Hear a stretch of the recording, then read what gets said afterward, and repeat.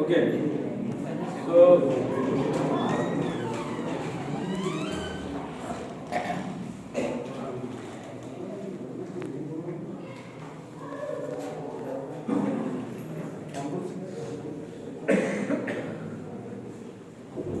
okay, good morning. So let us start with today understanding about the course solid mechanics. Right? In the previous class, I discussed few of the things. However, attendance was very poor in the previous class. I have seen no one has come. Only 5-6 people. Today also I see lot of people are absent. So anyway, let us start today with the understanding of solid mechanics as a whole subject. First, let us try to understand what is the syllabus and how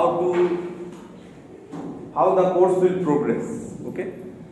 So according to that, you have some course structure which is available in university portal. There you will see that course structure wise the subject is 2 credit course basically. Okay, 2 credit course. So according to that, there are 3 lectures.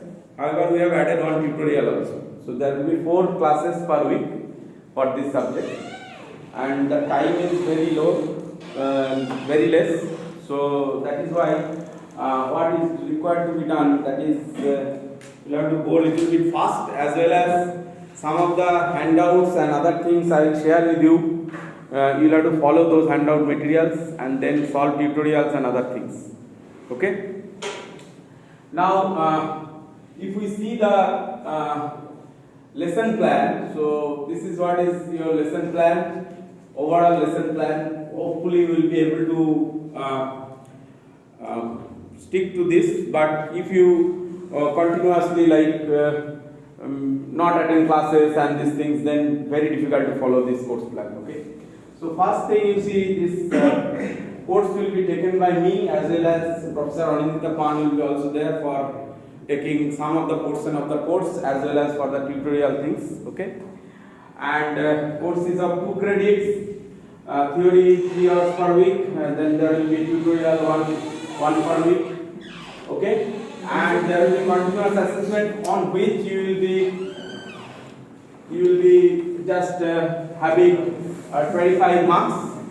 So there will be 3 continuous assessments for you. CA1 will not be there this semester, so there will be CA2, CA3 and CA4, and attendance will carry 5 marks, and total end semester examination will be 70. All of you know that because you have already attended 1 semester and regular students have attended already 3 semesters.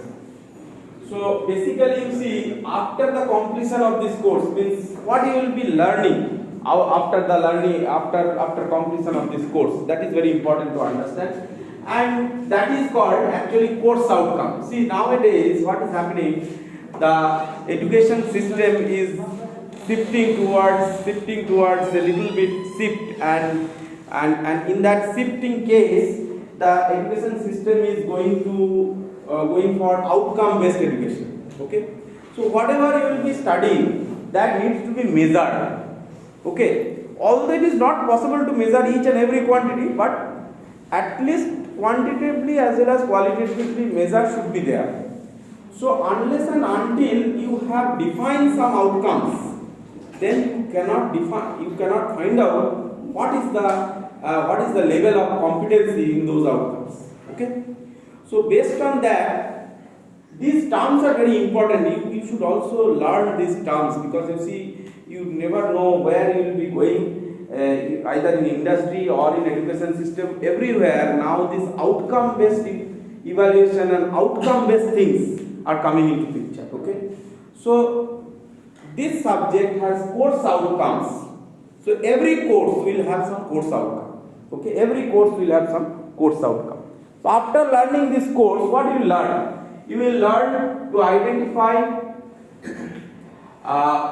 different degrees of freedom of support conditions. So you will be learning about how the structures are supported.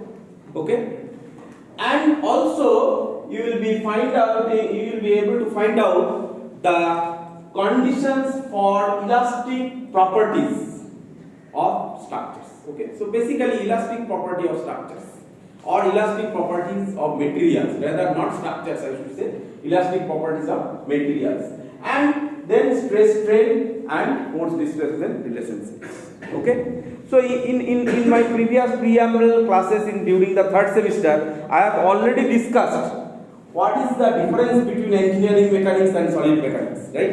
If you remember properly, right? What is the difference between engineering mechanics and solid mechanics? So in case of solid mechanics, we will be studying about the deformable bodies. So body which will be deforming under the loading condition. So we will be studying deformable bodies, right? Not rigid bodies. Okay. So these deformable bodies, so there will be deformations, and because of the deformations there will be some kind of strain coming, some kind of stress coming. We will come to those concepts, but you will be learning about those. And then very important thing, the next one, okay, this will be the base of civil engineering, that is the bending moment diagram, shear force diagram, bending stress and shear stress, okay, as well as the deflection of beams. Okay, so for a beam, this beam, okay, what will be the bending moment, what will be the shear force coming in the structure, what will be the stress coming because of the bending, what will be the stress coming because of the shear, because all these things you will be again encountering when you will be learning structural analysis in the next semester, as well as concrete design and steel design subjects in the later semesters. Okay, so everything is very, very important. This is where the concept remains, bending moment, shear force. If you do not understand bending moment and shear force, you cannot able to identify how to solve a structural analysis problem. That is very, very important. Okay, so very, very clear concept you should have, as well as you see not only the stresses, you have to understand about the deflection. So deflection methods we will be learning here. Deflection methods for determinate structure. I will come to that. What is the determinate structure and indeterminate structure? Later on in structural analysis, we will be learning more methods about deflection calculations. Okay, for indeterminate structures also. Now, to identify strain energy due to bending moment, so you have to learn the concepts of strain energy because of straining of a body. When the body deforms, so there will be strain coming, right? So because of that, some energy will be stored, right? So that kind of energy which will be stored in the body because of the strain, that will be called as strain energy. So this strain energy will be coming because of axial kind of deformation. It can come because of shear deformation. It can come because of torsional deformation. So because of every kind of deformations, okay, what will be the strain energy getting stored inside the body, that you need to study, as well as you need to understand the concept of different kinds of stresses. Okay, so there are stresses like principal stress, and then on which plane those stresses will be occurring. Okay, so plane means if you cut a body, then on that plane how much will be the stress, right? So if you take a vertical plane of this beam, there will be some different stress condition. If you take a horizontal plane, cutting plane in this beam, there will be some different stress condition. So what will be the stress in different planes, that you need to study. Okay, and that can be understood using the concepts of principal stress, principal strain, and more like those things will be covered using a concept called Morse circle.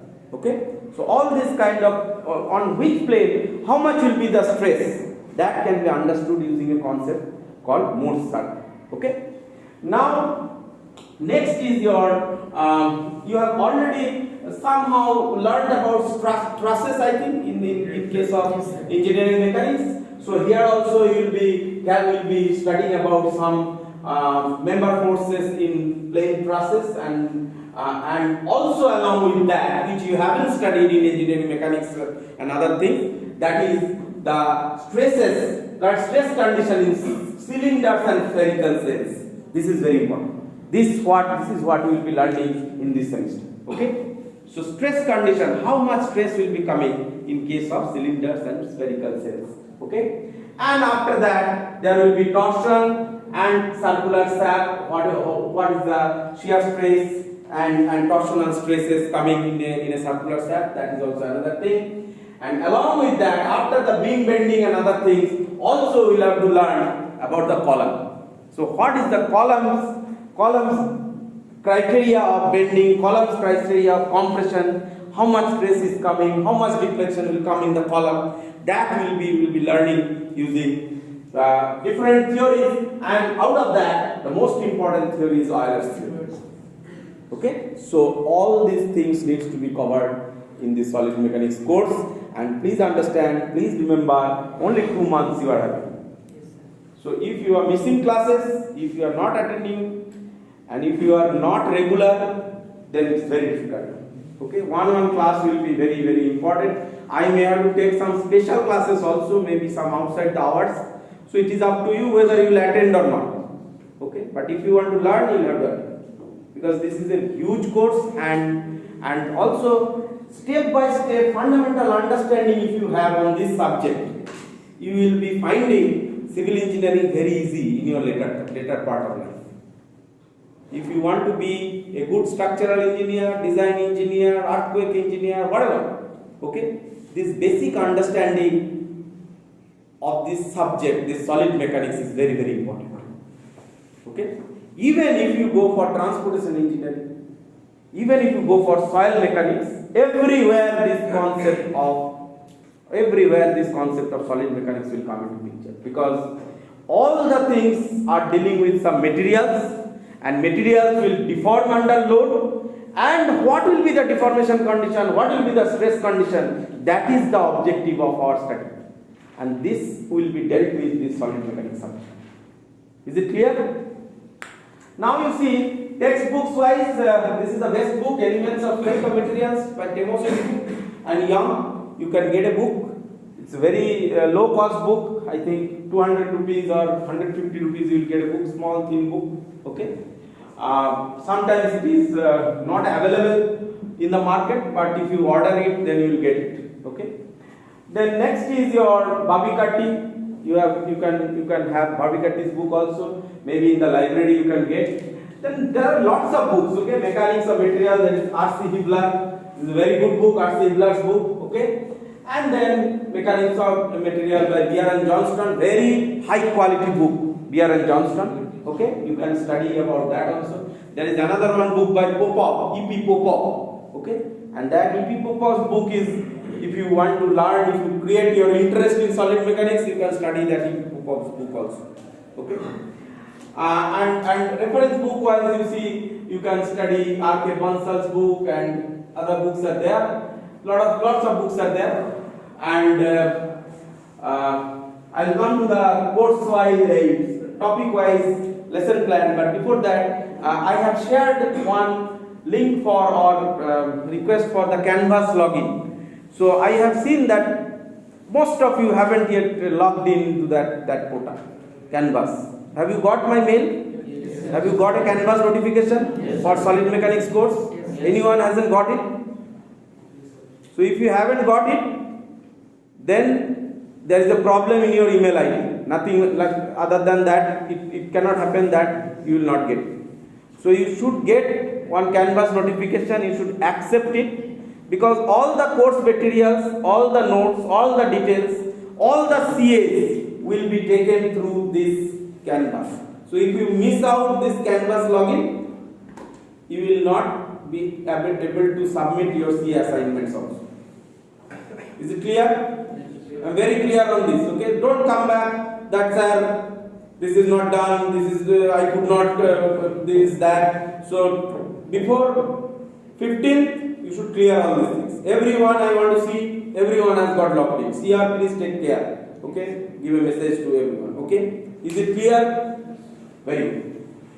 Now you see module wise, we will start from we are supposed to start by 1st March, but 1st March class has gone, so we could not start that way. So from today onwards we are starting. So by second week of March, by March 14, we'll try to finish this review concepts, review of basic concepts, stress, strain, and all those things. Okay, and then I'll share this in Canvas. You can get it. You can see it how the course will be flowing in detail, tutorial wise, lecture wise. You can see it. Okay, and then you see systematic beam bending problems by 21st March, then deflection of statically determinate beams by 4th April, okay, and then analysis of determinate plane truss by 16th April, two-dimensional stress problem, very important chapter, by 22nd April, okay, and introduction to cylindrical spherical cell, very less time we will be getting for this. By 25th April, 1 or 2 classes we will have to finish it up. Okay, then torsion, again 1 or 2 classes we will have to finish it up, and then columns, again 1 or 2 classes we will have to finish it up. So you see, there is a crumbly semester.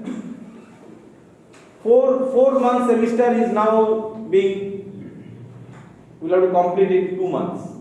Okay, so there will be little bit of pressure for completion, but I don't think that we should target to complete the course rather than we should try to complete whatever we will be finishing in a perfect way. Okay, I hope that there will be 35 lectures and tutorials all together. With 35 lectures and tutorials we should be able to cover most of the things properly. Okay, but you should be attentive enough and you should try to solve the tutorial problems. Whatever tutorial problems I will be giving or madam will be giving, you must try yourself, submit using Canvas. And next instruction is keep a separate copy. I don't want to see mixing of things for different subjects. You must have a separate copy for solid mechanics where you will be solving the tutorial problems as well as you will be keeping your notes. What you can do, you can start from the front for taking notes and you can start from the back for solving your tutorial problems. That's all. So keep a copy, separate copy. Okay. So all the tutorials should be solved in that notes. That will be helpful when you will be appearing in your exam as well as in future examinations and other, when you will be appearing for some other competitive examinations, interviews and all. Just glance through and you will be able to see what you have learned earlier days. Okay. So with this, let us now get into the subject. So let's say we'll start with the first module, that is introduction to solid mechanics. Okay, we'll have some introductory part of solid mechanics. In the previous preamble lectures during the third semester, I have already discussed what is solid mechanics, right? So how many of you remember that? So what is the difference between engineering mechanics and solid mechanics? Anyone can tell? Rigid bodies are studied, and in engineering solid mechanics, study of deformable material. That is the major difference, right? And who I have given a task in the previous class. What? History of solid mechanics. So all of you, please study history of solid mechanics. How many of you have done it? Have you done it? क्या सीखा है बताओ? Up to 3 pages. No. Whatever you have learned, first 2-3 pages, what you have seen? They are the history from.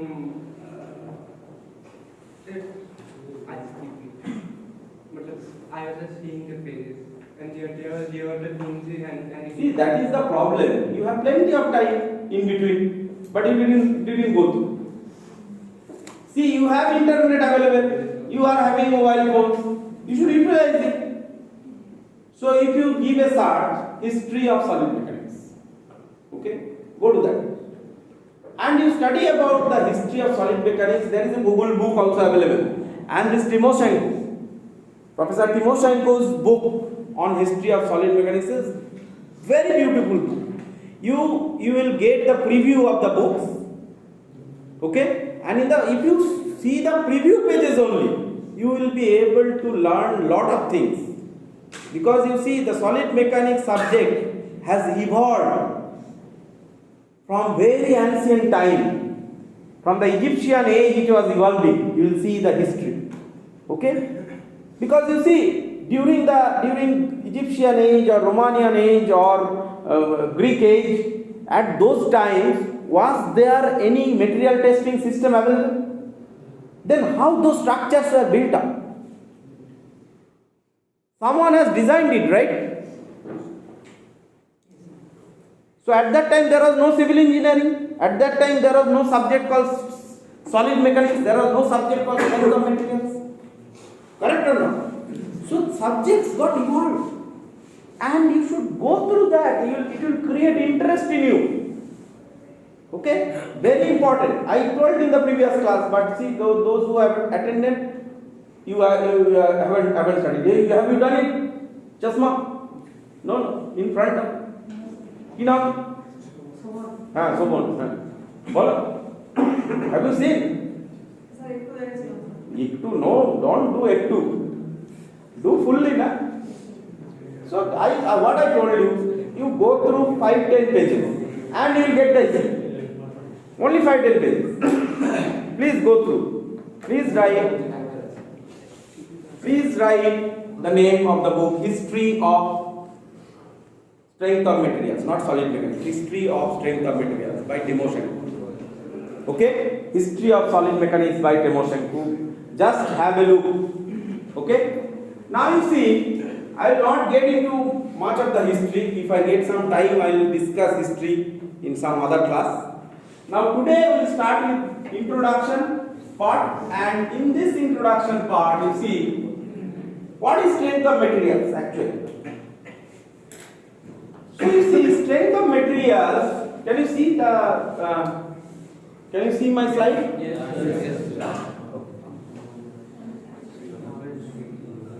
तो इसको बड़ा कर देते ना अभी ठीक है. So now you see introduction, strength of materials. So what is strength of materials?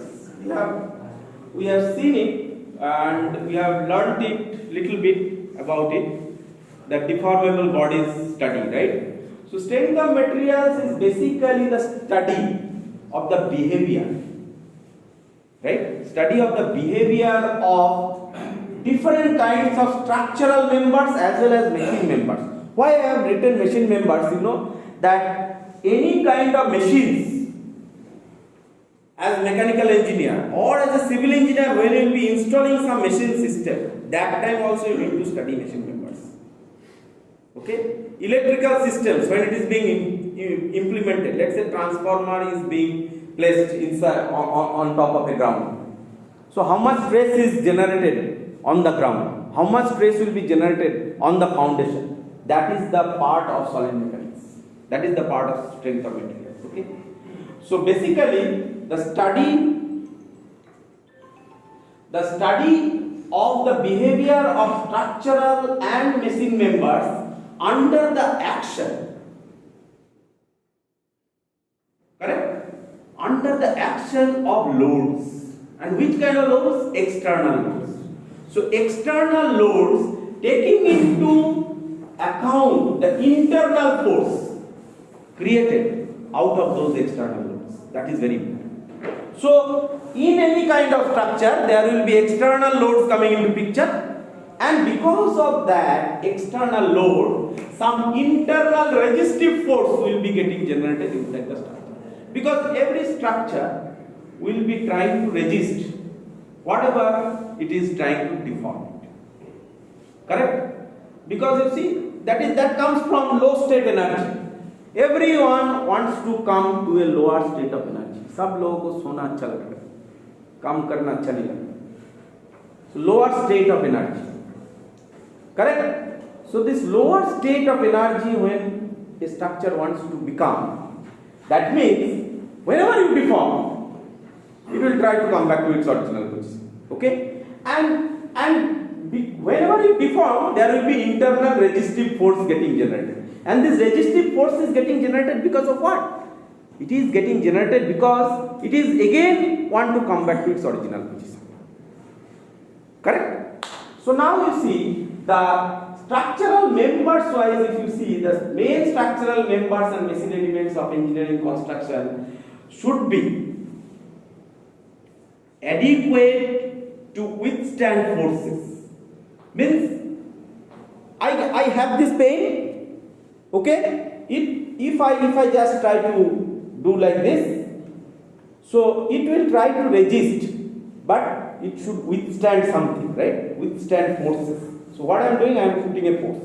If I am pulling, I am putting a pulling force, right? So if I am pulling it, then it should be able to withstand something, correct? So this withstanding of force is very, very important, okay? And during when the structure is working in the normal condition, that is very important. Because you cannot expect that structure, if it is not working in the normal condition, it will be withstanding forces, correct? Next is, you see, in general, the physical component of an engineering construction, physical components. So what is an engineering construction? This building is an engineering construction. Let's say. This table is an engineering construction.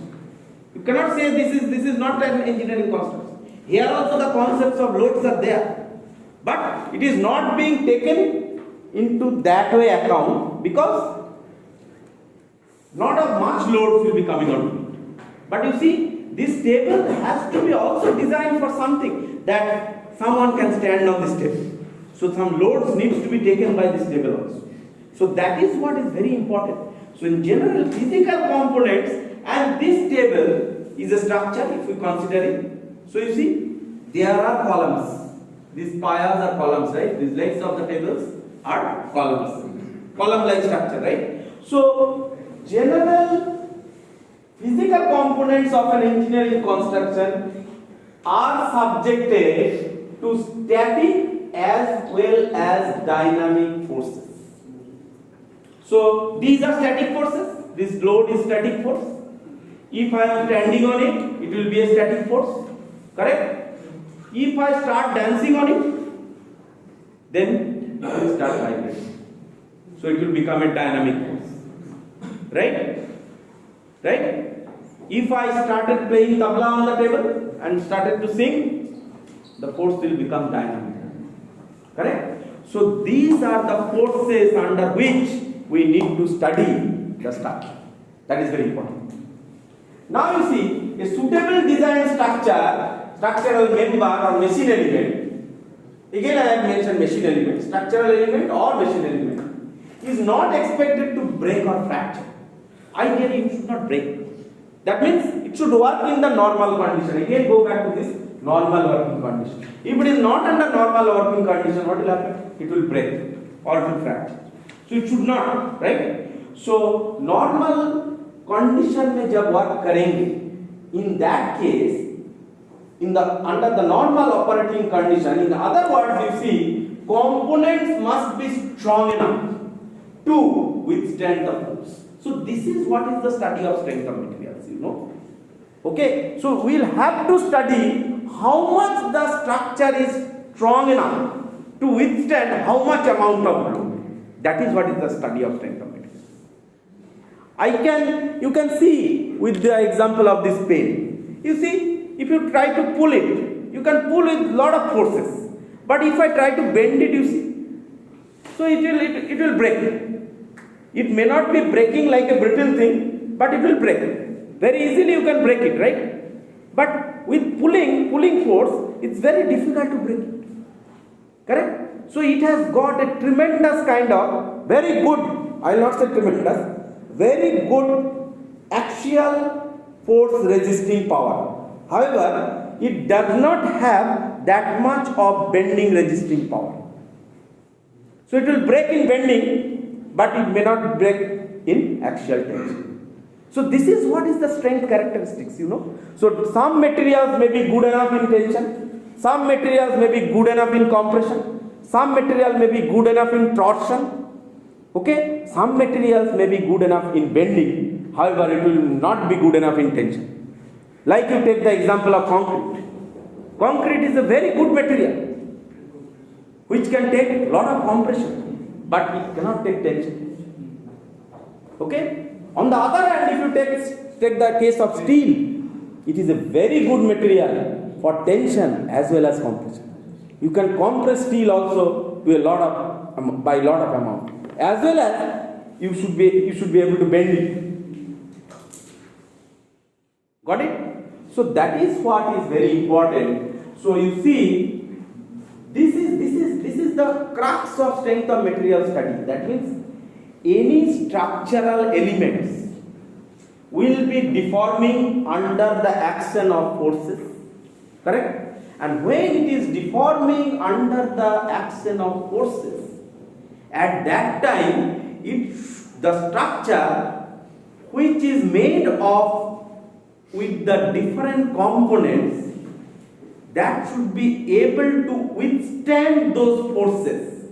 That means the structure as a whole or component wise, it should not break or fracture. Under what? Under the given external loading condition. No load is internal now. External loading condition. Clear? Now under the action of forces, the member is expected to undergo too much deformation. Is not expected to undergo too much deformation. Because I cannot say I will make a structure and I keep on putting loads on it and it will deform too much. Because if it deforms too much, then what will happen? Anytime it can fail. So in strength of material study, we will have to also focus on this thing also, that structure should not deform too much under the action of load.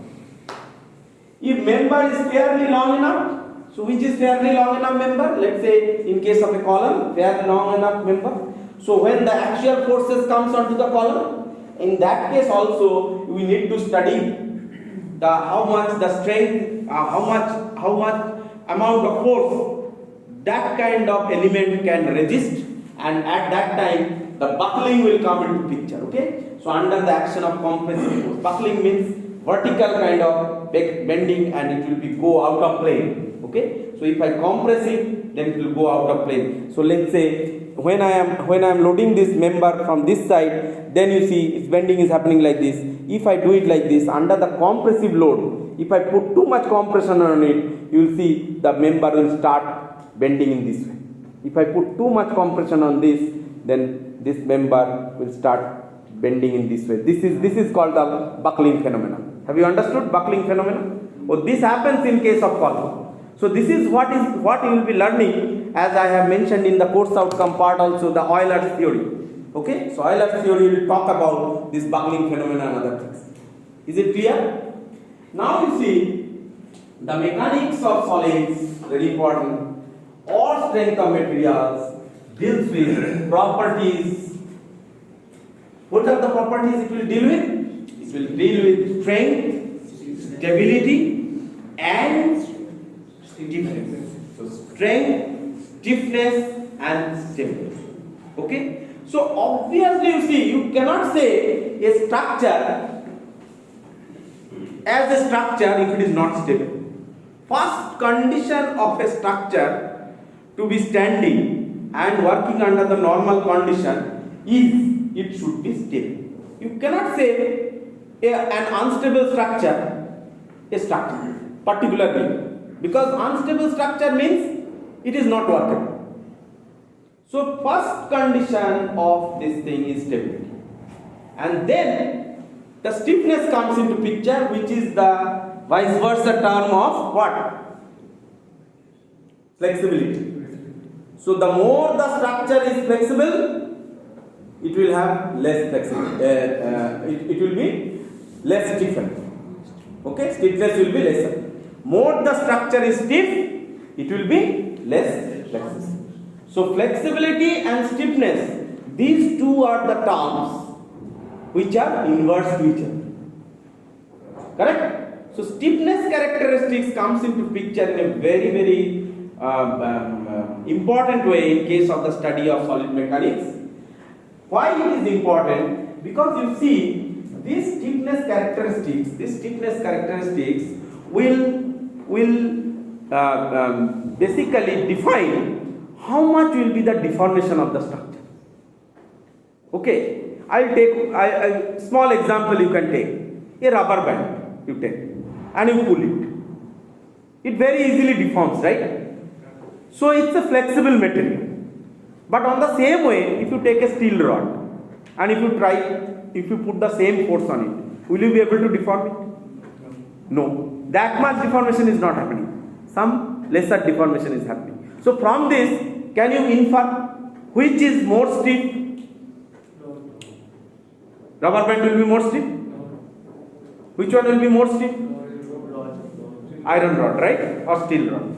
Rubber band will be more flexible. So more deformation. Under the same loading condition, something is deforming more, that means that is more flexible. Something which is deforming less, that is less flexible or more stiff. Okay?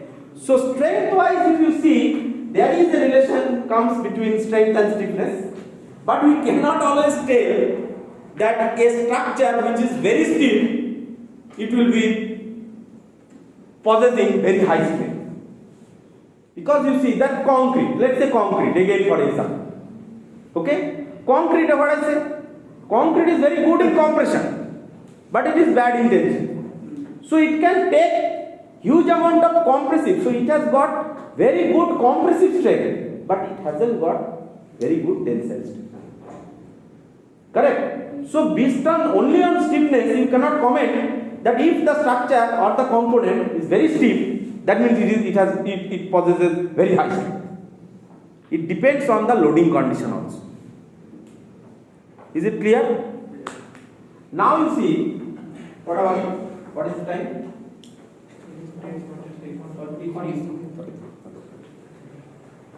So now you see the few definitions you need to understand, basic definitions. All of you know these kind of definitions, but what I have seen in many cases or many interviews or many vivaces, what I have seen, after learning all these things, you cannot define stress. What is stress? So you see, first thing you should understand, there is a difference between stress and pressure. What is the difference? Pressure और stress के बीच में क्या difference है? What is the difference?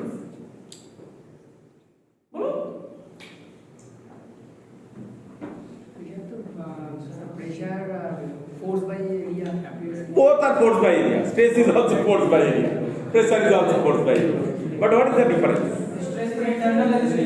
Stress is internal phenomena, right? It is coming because of the resistivity. And pressure is the external force, whatever you are putting on it, and on the external surface. Correct? So there is a difference between pressure and force. Stressor and stress. And this is where the mistake is being done. You always define stress as force by area. You should say stress is internal resistive force by area. Force by area means then the next question comes, then what is pressure? Then what is the difference between stress and pressure? Correct? So this is what is the crux of stress understanding. So no material, you see, no material, we have spoken about engineering mechanics and we have studied rigid body mechanics over there. But you should understand that no mechanics is perfectly rigid in this universe. Okay? So no material is perfectly rigid. Therefore, the application of load to a piece of material when there is a resistance to its motion causes a deformation. See, if a rigid body, let's say if I consider this as a rigid body and if I put it under the motion, then no deformation is coming. So that is what is being mentioned when there is a restraint to its motion. So solid mechanics comes into picture, restraint to motion. But during the motion also there may be deformations. But at that time also that will be considered as a static deformation also.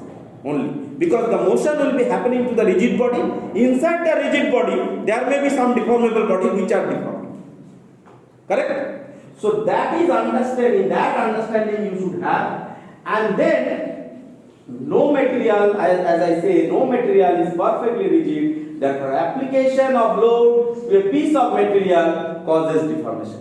This is the crux of strength of materials. This is the crux of solid mechanics.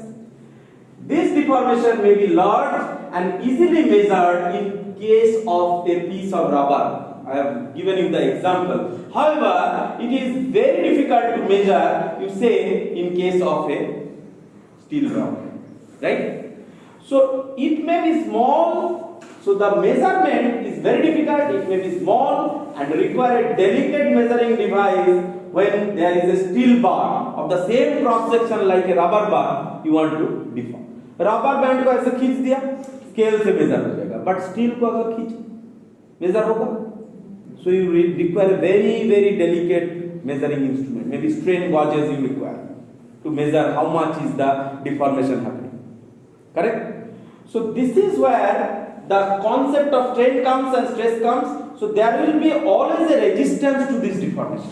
So more flexible body will be not resisting, but more stiffened body will be resisting this deformation too much. Okay? So, but everywhere there will be resistance. ऐसे नहीं है कि flexible body resistance नहीं कर रहा, right? Everyone will give some resistance. So there will be resistance to deformation, and because of that, the internal force comes into play, right? So there will be internal resisting forces getting generated, and stress is basically that measured force. That means which measured force?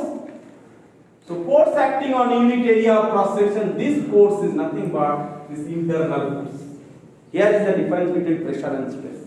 Is it clear now? Definition of stress is clear. Now in reality, if you see, which comes first? Stress or strain? Or deformation or stress?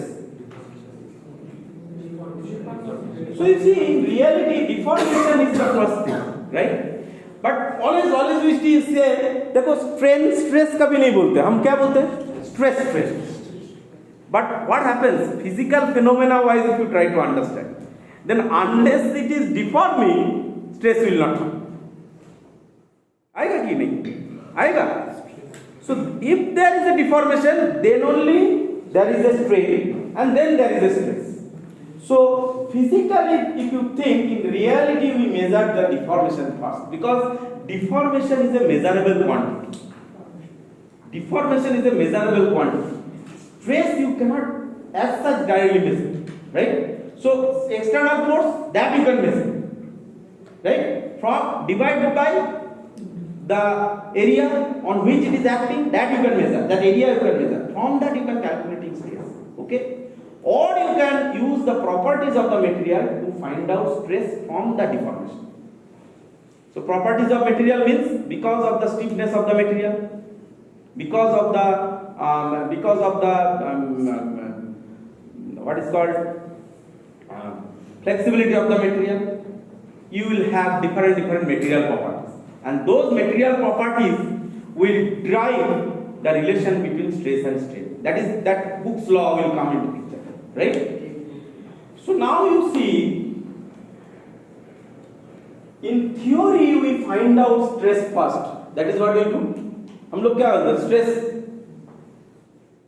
However, reality में deformation पहले आता है. So in theory, we find out the stress first from the geometry, and then loading condition to obtain the strain. Correct? But actual reality में, physical phenomena में deformation पहले आता है. Now you see, ये example मैंने दिखाया tensile bar का.